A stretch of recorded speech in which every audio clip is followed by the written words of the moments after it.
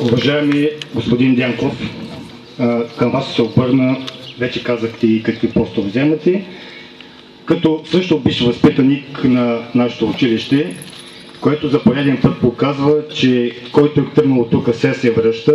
Искам да ви благодаря за две неща, които чух, когато бяхте на гости в училище. Първото, че тези хора са обречени да бъдат човеци. Това го казахте вие. И нещо друго, което чух, че този, който по-малко приказва, повече работи, и аз спирам с приказките. Искам само да ви кажа, благодаря ви за това, че ни осрамихте и тази година училището. Успехът ви от дипломите е отличен, 5,54. Господин Райков сигурно ще потвърди истината, че по-добри от нас в Ловешки регион няма, но то е много ниско стъпало за нас.